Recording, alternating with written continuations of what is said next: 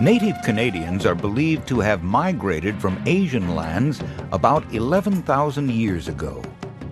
For thousands of years, they hunted on the land, fished in the waters, and gathered wild vegetation. The first Europeans arrived about 1,000 years ago, when Leif Erikson, a Norse seaman, and his crew were blown off course when attempting to sail from Iceland to Greenland. Instead, they wound up on what is today Canada's east coast. It took about 500 years before any more Europeans would arrive. In 1497, and again in 1498, John Cabot, an Italian explorer whose voyages were underwritten by the English government, explored much of the coastal areas of what would someday become Canada and the United States, especially on his second voyage, whose route is shown here. Cabot's exploration party returned to England with glowing reports of rich fishing waters in the western Atlantic. Within a few years, European fishing vessels made yearly voyages to these teeming waters. But it wasn't fish that brought Europeans to the mainland. It was beaver. For in Europe, beaver pelt hats had become all the rage, and the popularity of those hats fostered a large market for beaver fur. To assist fur trappers and traders, the French set to work, building several small colonies in the late 16th century to act as a base for the fur trade. The area around these colonies was called Acadia. But the colonies were not permanent settlements. That would come later in 1608, when Quebec, the first of many French settlements, was established. Quebec was headed by Samuel de Champlain, a noted geographer and explorer. Champlain eventually became governor of what was called New France, a large area of northeastern North America ruled by the French king, at that time Louis XIII. Louis gave large portions of land in the New World to some members of the French nobility.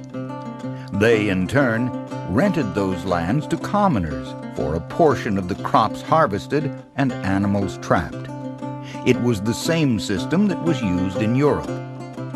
France's 17th century adversary, England, especially King Charles II, kept a wary eye on French developments in the New World. The British monarch had his own plans for establishing a presence in North America. In 1670, Charles granted the Hudson's Bay Company exclusive trading rights to all the lands whose rivers and streams drained into Hudson Bay, a huge area encompassing hundreds of thousands of square miles. To counter this intrusion, the French and their Indian allies attacked English forts in the Hudson Bay region in the 1680s, but were unable to defeat them. Skirmishes between French and English forces in North America, one of which is shown in this battle map, were seen throughout much of the early 18th century, as the rivalry between the two European powers continued. Finally, large battles broke out in Europe in 1756. Called the 7 Years' War, it covered almost all of the continent and even beyond. In North America, for example, British and French forces fought to gain control of each other's New World lands. In North America, the 7 Years' War was called the French and Indian War. When peace returned to the region in 1763, England, the victor, took over the eastern portion of what would someday become Canada, an area that previously had belonged to France. But the English never insisted that its new citizens of French ancestry adopt English customs. In 1774, in the Quebec Act, England recognized the Roman Catholic Church in North America, to which most French settlers and their descendants belonged. It also established French civil law. Both actions were meant to create goodwill among those of French heritage. Even though the British governed these former French lands, many there still kept their ties to French culture, something that lives on to this very day, sometimes militantly. In fact, the differences between those of French and English ancestry have never been completely resolved in Canada. In the 1970s, tensions boiled over when many of French descent wanted the province of Quebec to secede or break away from the rest of Canada. Voters turned down the proposed secession.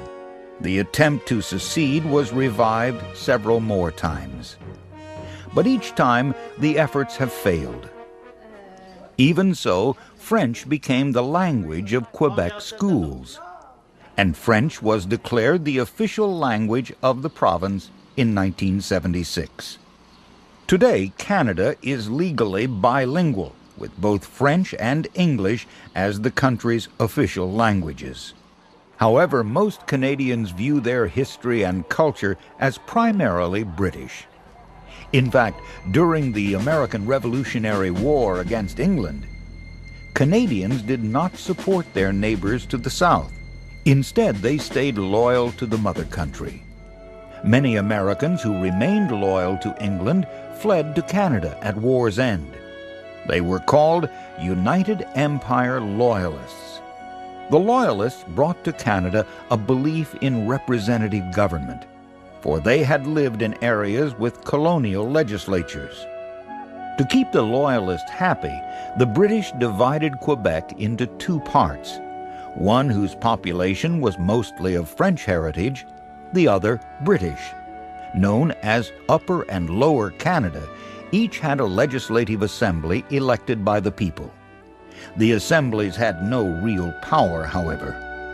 Canadians and Americans have almost always had friendly relations with each other. The one exception was during the War of 1812, when England's navy stopped and then boarded U.S. ships as the American vessels made their way to France.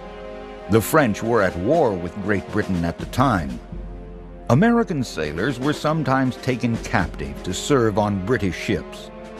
President James Madison objected to these indignities, and the United States Congress, upon his request, declared war on England. American troops invaded Canadian territory, still under British rule. But when the war ended in 1814, neither side kept any land it had won during the conflict, and relations between Canadians and Americans have been friendly